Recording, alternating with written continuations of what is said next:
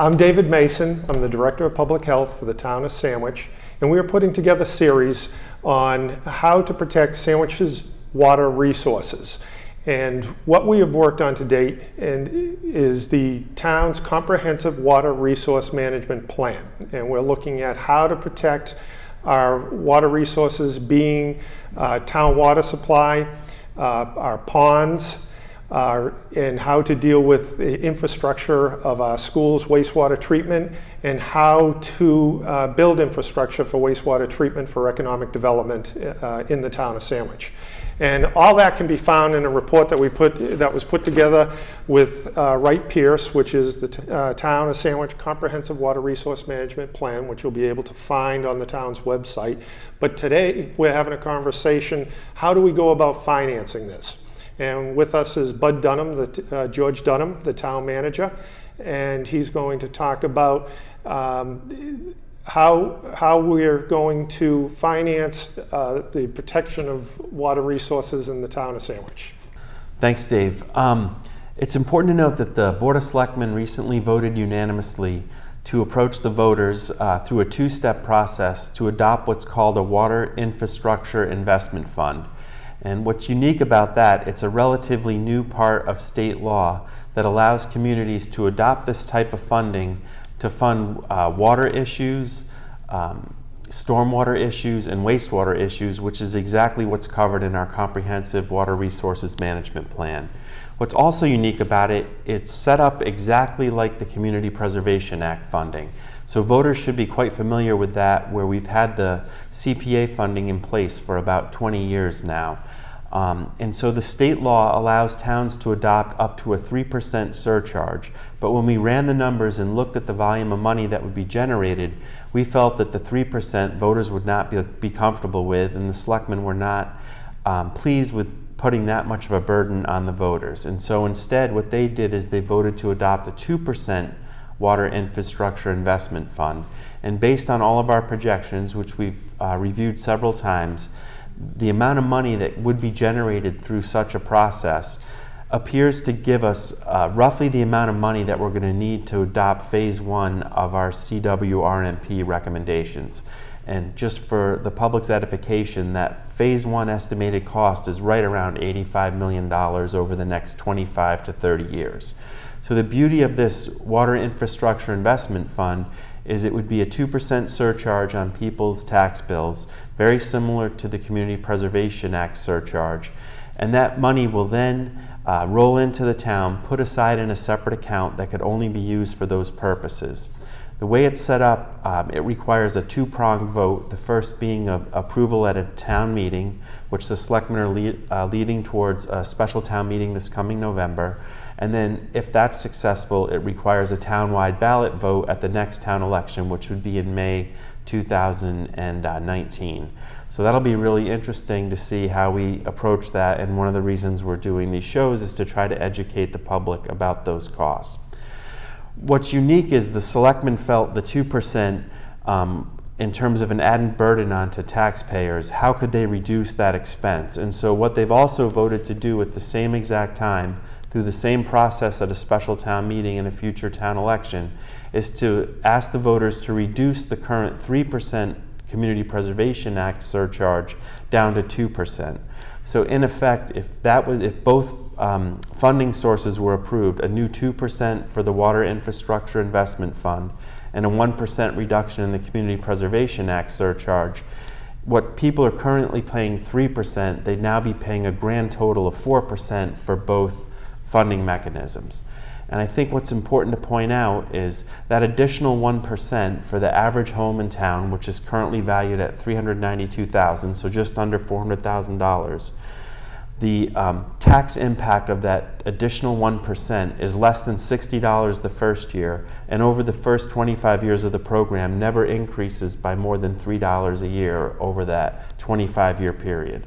So in a way, it's a relatively inexpensive way, and I know any increase seems like it's a lot, but it's an inexpensive way compared to if we funded these things separately.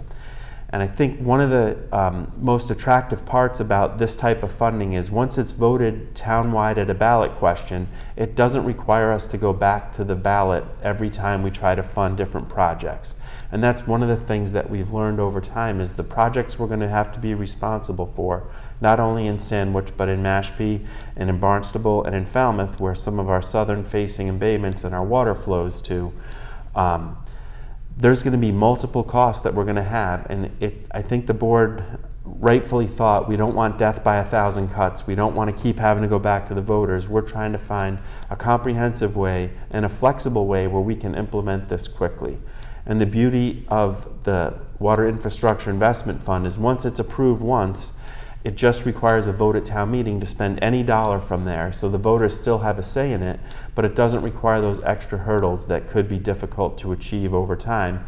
Knowing that if we don't address these problems, most likely either the federal government, the state government, Conservation Law Foundation, etc., is going to step in, and we're going to have much, much greater costs individually than if we adopted this format. So the wastewater infrastructure fund is very similar to the CPA.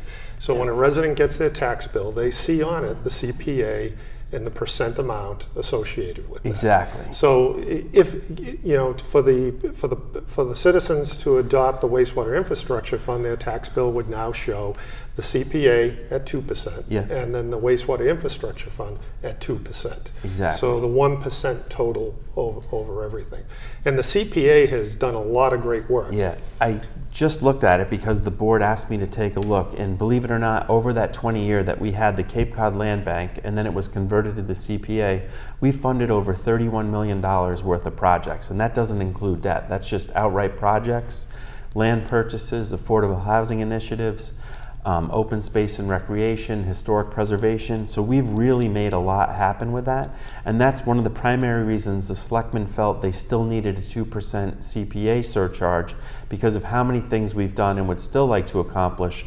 They were nervous about dropping it all the way to 1% because we wouldn't have enough money not only to fund our debt over the next 5 years that we've already incurred, but we wouldn't have much money to fund additional projects down the road. Okay, so the selectmen acknowledge the value of the CPA and what it's done over time. It's done a lot of good work, and it's just when we look at the wastewater infrastructure fund, it's just a shifting of priorities slightly to acknowledge what we need to do to protect our water resources here. It is, and I think the other great benefit of it with the Water Infrastructure Investment Fund, we know for a fact when phase 1 is complete, 25, 30 years from now, we're going to have to assess scientifically, has it worked? And if it hasn't, we're going to have more things to implement. So the beauty of that fund is that funds will be there at that time for who's ever in our chairs down the road. They can actually get things accomplished and continue what's been started, hopefully with the voter support the next roughly 8 months. And just to go in a different direction with this a little on this discussion, is you touched it a little as far as the concern with if we don't do anything about this, because right now our watersheds do dispose of our waste, specifically nitrogen, into the lower watersheds of the southern watersheds of Barnstable, Mashpee, and Falmouth, and we're going to have to deal with that type of issue. Because they have impaired watersheds. So what potentially happens if we don't do this? Yeah, I think the problem is that either federal laws, state laws, or a legal action that's already been brought to Cape Cod by the Conservation Law Foundation. A judge could ultimately decide without even having it enacted by law. Residents in Sandwich and all the other Cape towns are going to have to fund much more expensive solutions in a much shorter time frame, costing them a lot more than what we're all trying to accomplish. And I think we've sort of set the tone for the other communities on the Cape, where Sandwich, Mashpee, and Barnstable already have a legal agreement on how we deal with one of the south-facing embayments, Pomponessa, and now we're working on the remaining 2, Wacoit and 3 Bays. Okay, so the wastewater infrastructure fund, we're looking, will fund water line expansion, because we have a lot of areas in town still on private well, and we're starting to see issues with that. It funds our protection of our ponds and work to clean up our ponds. It's for our water supply protection, with dealing with issues of wastewater, for development of wastewater infrastructure for economic purposes, and as I've touched on in a previous show, dealing with the school's wastewater treatment plants, which are becoming a big issue now because those facilities are aging out. I mean, that's huge. Even the schools alone, if we can find some type of solution in the part of town that we could connect via sewer lines, the 3 schools, we would save so much money than if we had to do 3 independent improvement projects at each of those facilities. Yeah, so it becomes economy of scale. Huge, yeah. Okay. Thank you. Thank you. Well, I'd like to thank Bud Dunham to join us to speak about how to finance the CWRMP, the protection of our water resources. And I'll close with, again, I'm Dave Mason, I'm the Director of Public Health, and we'll be having further discussions on different topics regarding this issue, and I look forward to seeing you soon. Thank you.